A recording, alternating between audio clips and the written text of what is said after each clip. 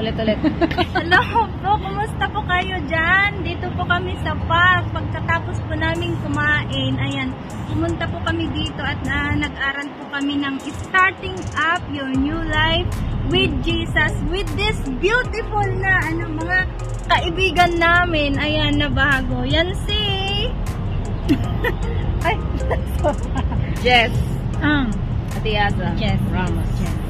I'm Mary Ann Baron. Magandang hapon. Si Mel. Mel po. Sige. Oh. What's your learn about your study? How do you learn about study now? What have you learned? What have you learned? Ano muna? Ano muna? Oh, siya muna. Ayan, Ayan si sis. Hi, magandang hapon po. Ako si Arlene. Ayan si Sis Arlene. Ayan si Sis Arlene. Ang gaganda po nila. Ayan po. Ngayon po, tatanungin po natin sila kung ano ang natutunan nila sa Start Up a New Life. Isa-isahin po. So, start natin sa pinakamaganda yung bunso natin. Ayan si Sis Jen. Ayan. Jess po. Jess. Ang natutunan ko po sa lesson na ito ay kung paano,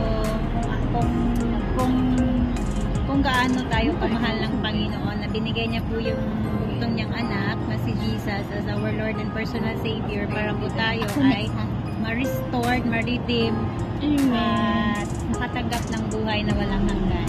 Palakpakan pa natin. Ayan. Ito na yung next po na... Ako magpasa kasi ako naman yung... next siya. Next po si... Hello po, si Arlene po ito. Sa hapon pong ito ay pinag-aralan namin ang kung anong nakasulat po dito pamamagitan ni Sis Alma. Ang natutunan ko po sa kanyang pagtuturo sa amin sa kunting oras ay tungkol kung paano makakarating sa kaharian. Yun. Ang nalalaman ko po ay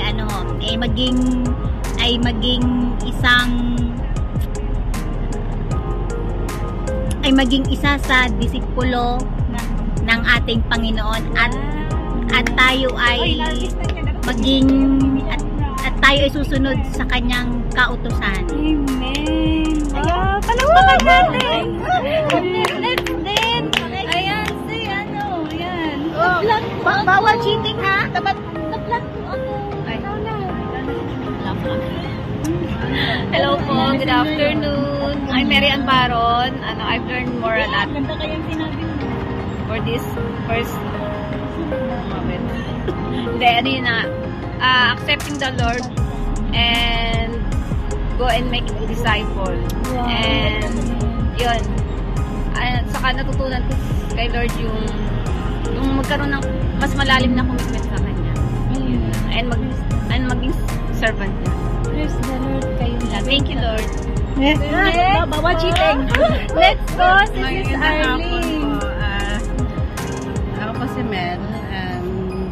For today is ito po yung pinag-aralan namin. Starting up your new life with Jesus. Ang topic ngayon is salvation. About salvation. So, ang salvation po is God's gift. So, yeah, everybody is deserved, but we have to believe in Jesus Christ na siya po yung dahilan kung bakit binigyan tayo ng biniyayaan tayo ng ni God ng ganong gift na eternal life. But we need to have faith that we need to have faith na si Jesus ay nag-exist sa buhay natin. Not only with words. Not only with for example, we say, yeah, I do believe in Jesus, but we don't obey, you know? Wow!